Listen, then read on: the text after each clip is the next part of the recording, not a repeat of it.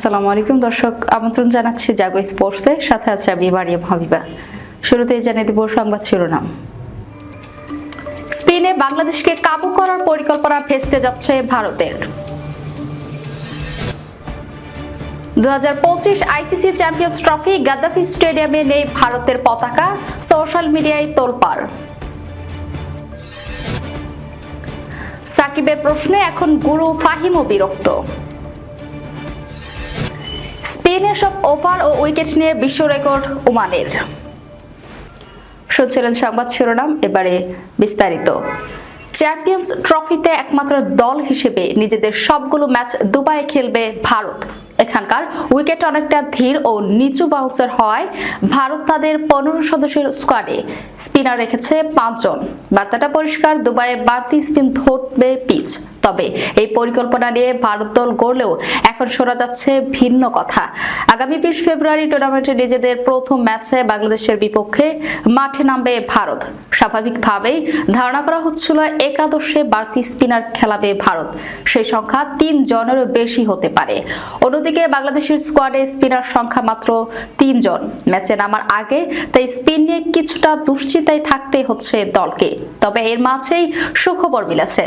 জানা গেছে কদিন আগে আইএল টি20তে ব্যবহৃত উইকেট থাকবে না চ্যাম্পিয়ন্স ট্রফিতে। ব্যবহার করা হবে তরতাজা পিচ। সাধারণত অতি ব্যবহারের মন্থর ও নিচু বাউন্সের উইকেট দেখা যায়, যেখানে বাড়তি সুবিধা পেয়ে থাকেন স্পিনাররা। তবে এখানে নতুন পিচ ব্যবহার হওয়ায় বাড়তি সুবিধা পাবেন না স্পিনাররা।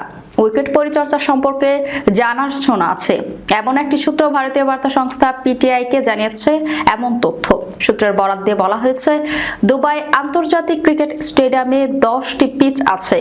আইএল টি20 লিগ পর্যায়ে বিশেষ নির্দেশনা ছিল যেন 2টি উইকেট কোনো খেলা না হয়। চ্যাম্পিয়ন্স ট্রফির জন্য তরতাজা রাখতে বলা হয়েছিল পিচ 2টি।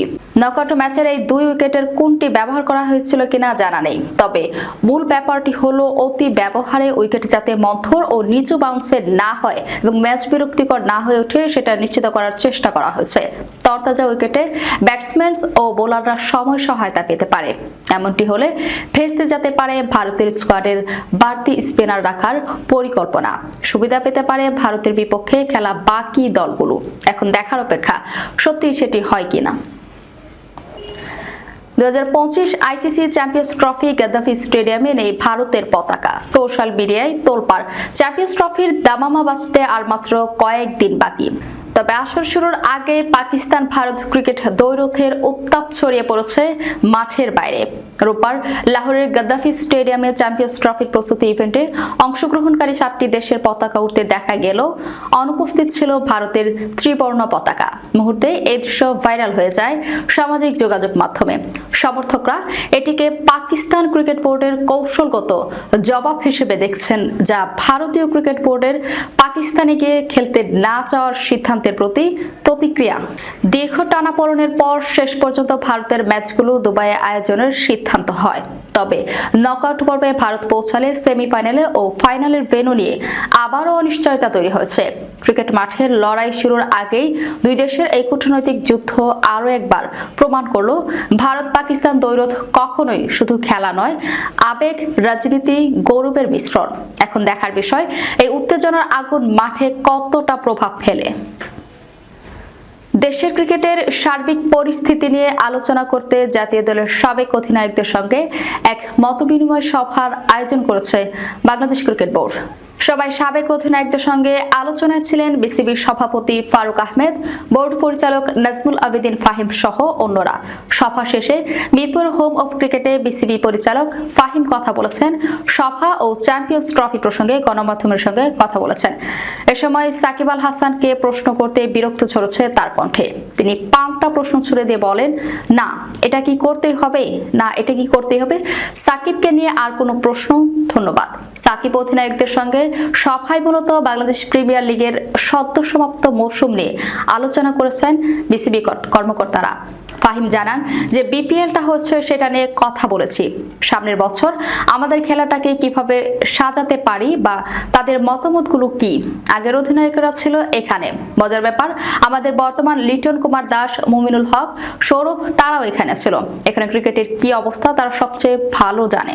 বর্তমান বোর্ড সাবেকদের মতামতকে গুরুত্ব সহকারে বিবেচনা করবে জানিয়ে এই পরিচালক যোগ করেন, প্রত্যেক অধিনায়ক তাদের মতো করে মতামত জানিয়েছে কোন কোন জায়গায় আমরা একটু ভালো করতে পারি, কোথায় পরিবর্তন দরকার, কোথায় আমরা খুব একটা ভালো করছি না। এসব মিলিয়ে আলাপ আলোচনা হয়েছে।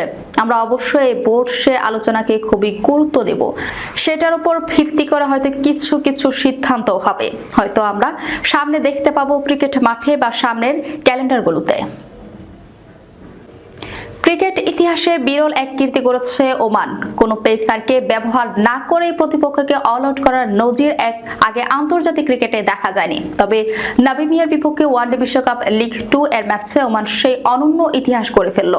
আর আল আমিরাতে হওয়া ম্যাচ ওমানের স্পিনার পুরো 33.1 ওভার বল করে নামিবিয়াকে গুটিয়ে দেয় মাত্র 96 রানে। বাহাতি স্পিনার শাকিল আহমেদ 4 উইকেট নিয়েছিলেন দলের সেরা বোলার।